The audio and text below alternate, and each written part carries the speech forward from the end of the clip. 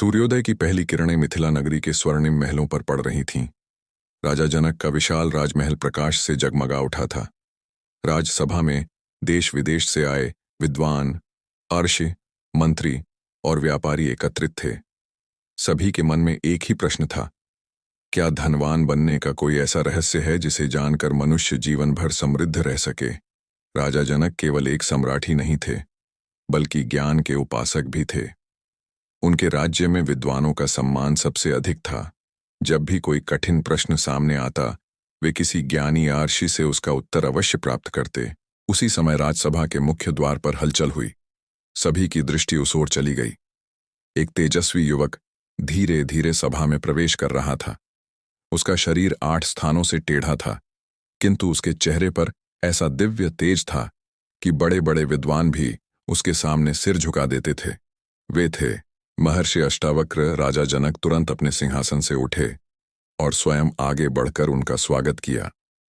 उन्होंने अष्टावक्र को उच्च आसन पर बैठाया और विनम्रता से कहा, गुरुदेव, आज मेरी सभा में ऐसे अनेक लोग उपस्थित हैं जो धन, सफलता और समृद्धि का रहस्य जानना चाहते हैं।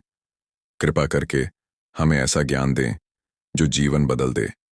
अष्टावक्र मुस्कुराए। उन्होंने सभा में बैठे सभी लोगों की ओर देखा।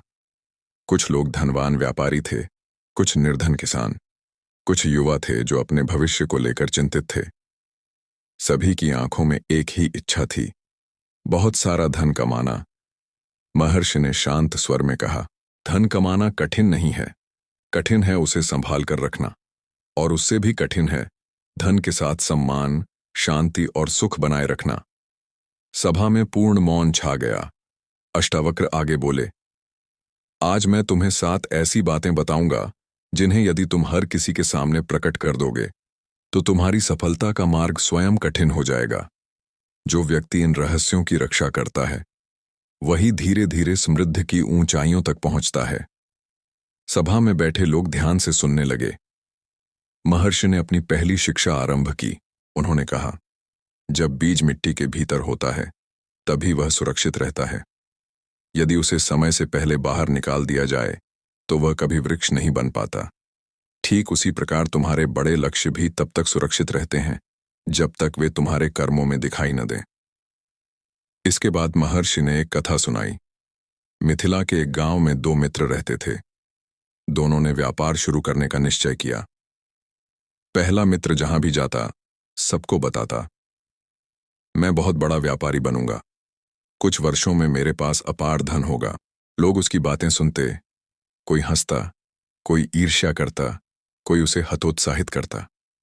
धीरे धीरे वह दूसरों की राय में उलझ गया। उसने काम कम और बातें अधिक करनी शुरू कर दी। कुछ समय बाद उसका उत्साह समाप्त हो गया और उसका व्यापार भी नहीं चल पाया। दूसरा मित्र बिल्कुल शांत था। उसने किसी से बड़े बड़े वादे नहीं किए। वह प्रतिदिन मेहनत करता रहा। सुबह सबसे पहले दुकान खोलता और रात सबसे अंत में बंद करता। वह सीखता रहा, गलतियों को सुधारता रहा और वर्षों तक बिना शोर किए आगे बढ़ता रहा। कुछ समय बाद वही साधारण युवक पूरे राज्य का सबसे सफल व्यापारी बन गया। लोगों ने उससे पूछा, तुमने कभी अपने सपनों का ढिंढोरा क्यों नहीं पीटा? वह मुस्कुराकर बोला, मैंने अपने सपनों को शब्दों में नहीं, अपने कर्मों में दिखाया। महर्षि अष्टावक्र ने सभा की ओर देखते हुए कहा, जो व्यक्ति हर किसी को अपने बड़े लक्ष्य बताता फिरता है उसे सलाह देने वाले बहुत मिल जाते हैं, लेकिन साथ देने वाले बहुत कम। कई लोग तुम्हें रोकेंगे, कई तुम्हारा मजाक उड़ाएंगे और कुछ तुम्हारी सफलता से पहले ही ईर्ष्या करने लगेंगे। इसलिए अपने लक्ष्य को तब तक अपने हृदय में रखो जब तक तुम्हारा परिश्रम स्वयं तुम्हारी पहचान न बन जाए। राजा जनक ने पूछा, गुरुदेव, क्या अपने परिवार को भी लक्ष्य नहीं बताना चाहिए? महर्षि मुस्कुराए और बोले, विश्वास पात्र लोगों से सलाह लेना बुद्धिमानी है, लेकिन हर मिलने वाले के सामने अपने भविष्य की योजनाएं खोल देना मूर्खता है। लक्ष्य जितना बड़ा होता है उतनी ही अधिक उसे कर्मों की सुरक्षा चाहिए, शब्दों की नहीं। सभा में बैठे सभी लोग गहरी सोच में डूब गए। उन्हें समझ आ गया कि सफलता का पहला रहस्य केवल मेहनत करना नहीं, बल्कि सही समय तक अपने बड़े उद्देश्य की रक्षा करना भी है। महर्षि ने अंत में कहा, याद रखो, जब फल पक जाता है तो उसकी सुगंध स्वयं लोगों तक पहुंच जाती है। उसे अलग से घोषणा करने की आवश्यकता नहीं पड़ती। उसी प्रकार सच्ची सफलता भी शोर नहीं करती, वह स्वयं दिखाई देती है।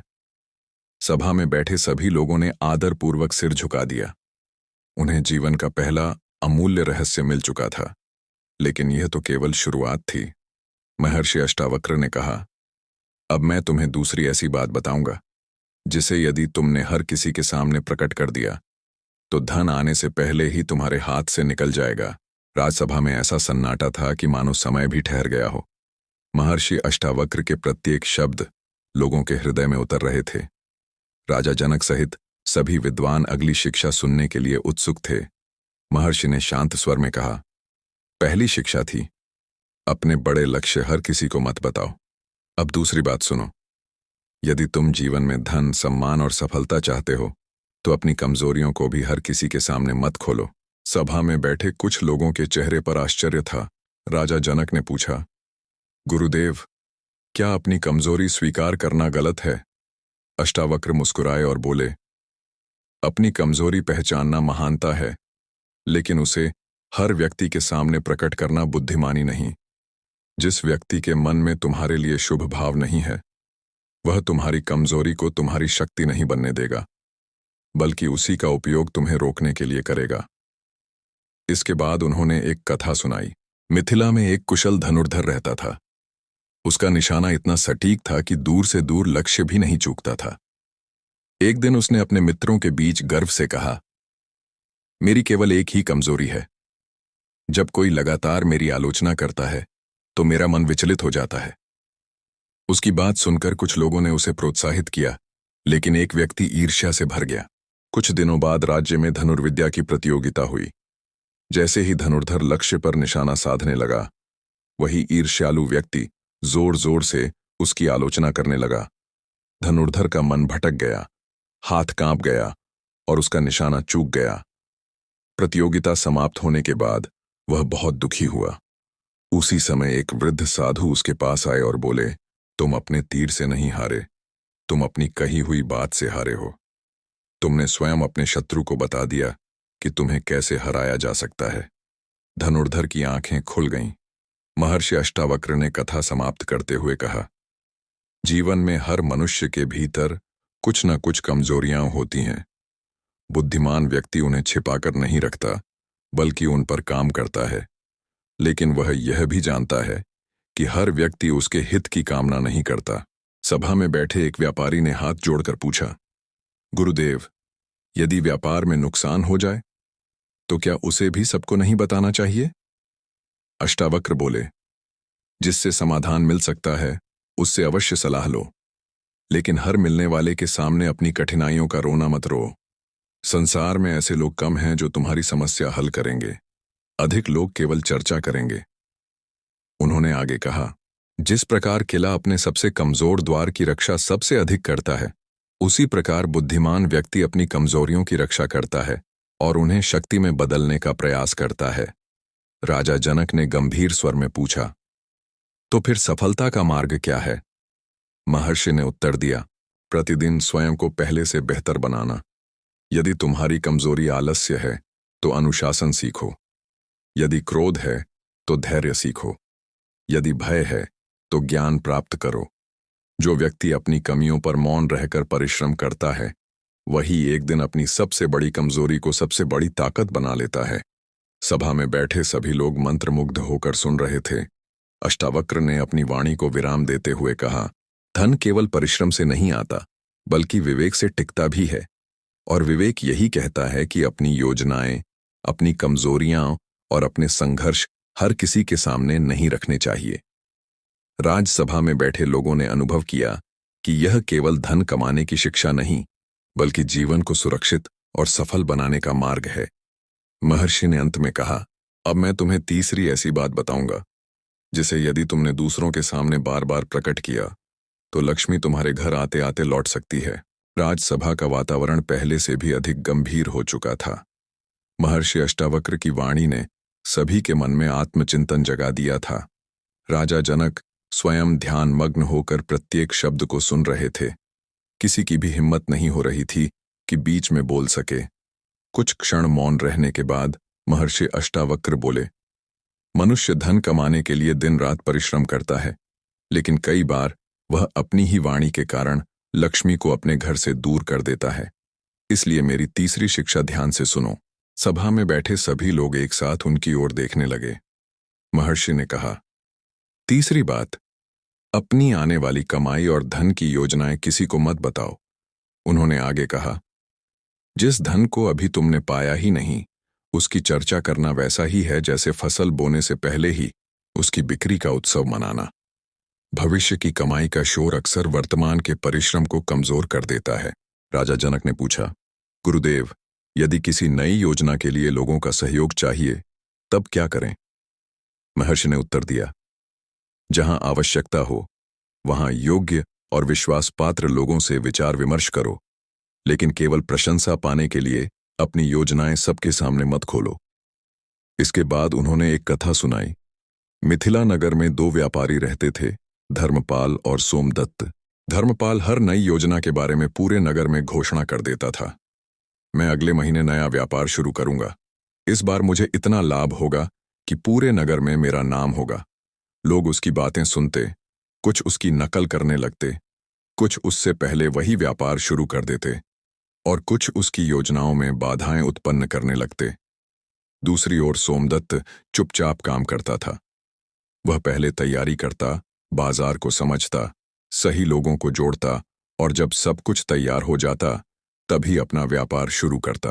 कुछ वर्षों बाद धर्मपाल कर्ज में डूब गया, जबकि सोमदत्त नगर का सबसे सफल व्यापारी बन गया। लोगों ने पूछा, तुमने सफलता का रहस्य कैसे छिपा कर रखा? सोमदत्त मुस्कुराया और बोला, मैंने सीखा है कि योजना की सबसे अच्छी रक्षा मौन करता है। जब काम पूरा हो जाए तब परिणाम स्वयं बोलते हैं। महर्षि अष्टावक्र ने कथा समाप्त करते हुए कहा, संसार में हर व्यक्ति तुम्हारी सफलता देखकर प्रसन्न नहीं होता। कुछ लोग प्रेरित होते हैं, लेकिन कुछ ईर्ष्या से भर जाते हैं। इसलिए अपनी योजनाओं की रक्षा उसी प्रकार करो जैसे किसान बीज की रक्षा करता है। सभा में बैठे एक युवक ने पूछा, गुरुदेव, क्या अपने सपनों के बारे में बिल्कुल भी बात नहीं करनी चाहिए? महर्षि बोले, सपनों की चर्चा से अधिक आवश्यक है उन पर कार्य करना। जब तुम्हारा परिश्रम दिखाई देगा तब लोगों को बताने की आवश्यकता ही नहीं पड़ेगी। उन्होंने आगे कहा, याद रखो, अधूरी योजनाएं शब्दों से नहीं, कर्मों से पूरी होती हैं। जो व्यक्ति हर दिन अपनी ऊर्जा बोलने में खर्च कर देता है, उसके पास करने की शक्ति कम बचती है। राजा जनक ने सिर झुकाकर कहा, गुरुदेव, आज समझ में आया कि मौन भी एक प्रकार की बुद्धि है। अष्टावक्र मुस्कुराए और बोले, हाँ राजन, मौन वह तिजोरी है जिसमें बुद्धिमान व्यक्ति अपने विचार, अपनी योजनाएं और अपने भविष्य को सुरक्षित रखता है। सभा में उपस्थित सभी लोगों ने इस शिक्षा को अपने हृदय में उतार लिया। उन्हें समझ आ गया कि धन केवल कमाने की कला नहीं, बल्कि सही समय तक सही बात को सुरक्षित रखने की भी कला है। कुछ क्षण बाद महर्षि अष्टावक्र ने सभा की ओर देखा और गंभीर स्वर में कहा, अब मैं तुम्हें चौथी ऐसी बात बताऊंगा जिसे यदि तुमने हर किसी के सामने प्रकट कर दिया तो तुम्हारा सम्मान और धन दोनों धीरे धीरे कम होने लगेंगे। राजसभा में बैठे सभी लोग अब समझ चुके थे कि महर्षि अष्टावक्र केवल धन कमाने की बातें नहीं कर रहे थे, बल्कि उस बुद्धि की शिक्षा दे रहे थे जो धन को टिकाए रखती है। उनकी प्रत्येक बात जीवन का गहरा सत्य थी। राजा जनक ने विनम्रता से कहा, गुरुदेव, आपकी तीनों शिक्षाओं ने हमारे मन के अनेक भ्रम दूर कर दिए। अब कृपा करके चौथा रहस्य भी बताइए। महर्षि अष्टावक्र ने कुछ क्षण आंखें बंद कीं, फिर बोले, राजन, धन वहां टिकता है जहां विनम्रता रहती है, और जहां अहंकार प्रवेश कर जाता है वहां से लक्ष्मी धीरे धीरे विदा होने लगती है। इसलिए मेरी चौथी शिक्षा है, चौथी बात, अपनी संपत्ति, आय और सफलता का दिखावा किसी से मत करो। सभा में बैठे कुछ धनी व्यापारी असहज हो उठे। वे अक्सर अपने वैभव का प्रदर्शन किया करते थे। महर्षि ने कहा, जो वृक्ष फलों से लदा होता है उसकी शाखाएं झुक जाती हैं, पर जो वृक्ष खाली होता है वही सबसे अधिक अकड़कर खड़ा दिखाई देता है। मनुष्य भी ऐसा ही है। जितना अधिक ज्ञान, धन और सफलता आती है, उतनी ही अधिक विनम्रता आनी चाहिए। इसके बाद उन्होंने एक कथा सुनाई। मिथिला के पास एक गांव में दो भाई रहते थे, वसुदेव और नंदन। दोनों ने अपने पिता से समान संपत्ति प्राप्त की। कुछ वर्षों बाद वसुदेव का व्यापार बहुत बढ़ गया। धन आते ही उसने बड़ा महल बनवाया, महंगे वस्त्र पहनने लगा और जहां भी जाता अपनी संपत्ति का प्रदर्शन करता। वह लोगों से कहता, देखो, मेरे जैसा धनवान पूरे क्षेत्र में कोई नहीं है। गांव के लोग उसकी बात सुनते, पर उनके मन में सम्मान नहीं, बल्कि दूरी और ईर्ष्या पैदा होने लगी। दूसरी ओर उसका भाई नंदन भी सफल व्यापारी था, लेकिन उसका जीवन पहले जैसा ही सरल था। वह जरूरतमंदों की सहायता करता, कर्मचारियों का सम्मान करता और कभी अपनी संपत्ति का घमंड नहीं करता। कुछ वर्षों बाद व्यापार में कठिन समय आया। वसुदेव के साथी एक एक करके उसका साथ छोड़ गए। जिन लोगों को वह अपना मित्र समझता था, वे भी उससे दूर हो गए। लेकिन नंदन के साथ पूरा गांव खड़ा हो गया। लोगों ने उसका सहयोग किया, क्योंकि उसने धन से पहले रिश्तों को कमाया था। धीरे धीरे नंदन फिर से सफल हो गया, जबकि वसुदेव अकेला रह गया। महर्षि ने सभा की ओर देखते हुए कहा, याद रखो, धन से लोग प्रभावित हो सकते हैं, लेकिन केवल विनम्रता से लोग तुम्हारे साथ खड़े रहते हैं। राजा जनक ने पूछा, गुरुदेव, यदि किसी ने मेहनत से सफलता पाई है, तो क्या उसे अपनी खुशी भी प्रकट नहीं करनी चाहिए? अष्टावक्र मुस्कुराए और बोले, खुशी मनाओ, ईश्वर का धन्यवाद करो, अपने परिवार के साथ उत्सव मनाओ, लेकिन सफलता का प्रदर्शन मत करो। प्रदर्शन अहंकार को जन्म देता है और अहंकार विवेक को नष्ट कर देता है। उन्होंने आगे कहा, सच्चा धनवान वह नहीं जो अपनी संपत्ति गिनता है, बल्कि वह है जो अपने चरित्र को संभाल कर रखता है। धन आज है, कल नहीं भी हो सकता है, लेकिन अच्छा चरित्र जीवन भर सम्मान दिलाता है। सभा में बैठे एक युवा व्यापारी ने पूछा, गुरुदेव, यदि लोग स्वयं पूछें कि आपने कितना धन कमाया है, तब क्या करें? महर्षि ने उत्तर दिया, मुस्कुराकर विषय बदल दो या संक्षिप्त उत्तर दो। हर प्रश्न का विस्तृत उत्तर देना आवश्यक नहीं होता। बुद्धिमान व्यक्ति जानता है कि कब बोलना है और कब मौन रहना है। फिर उन्होंने पूरी सभा की ओर देखकर कहा, धन का सबसे बड़ा आभूषण सोना नहीं, विनम्रता है। जिस दिन मनुष्य अपनी सफलता का ढोल पीटना शुरू कर देता है, उसी दिन उसका पतन भी धीरे धीरे शुरू हो जाता है। राजा जनक ने हाथ जोड़कर कहा, गुरुदेव, आज समझ आया कि सफलता का मूल्य धन से नहीं, बल्कि व्यवहार से तय होता है। महर्षि अष्टावक्र ने संतोषपूर्वक सिर हिलाया और बोले, राजन, जिसने अपने धन के साथ विनम्रता को भी संभाल लिया, उसे जीवन में सम्मान और समृद्धि दोनों प्राप्त होते हैं। सभा में उपस्थित सभी लोग इस चौथी शिक्षा को अपने जीवन का नियम बनाने का संकल्प लेने लगे। कुछ क्षण बाद महर्षि ने गंभीर स्वर में कहा, अब मैं तुम्हें पांचवीं ऐसी बात बताऊंगा, जिसे यदि तुमने बिना सोच विचार के लोगों के सामने प्रकट किया, तो तुम्हारी मेहनत से कमाया हुआ धन भी धीरे धीरे हाथ से निकल सकता है।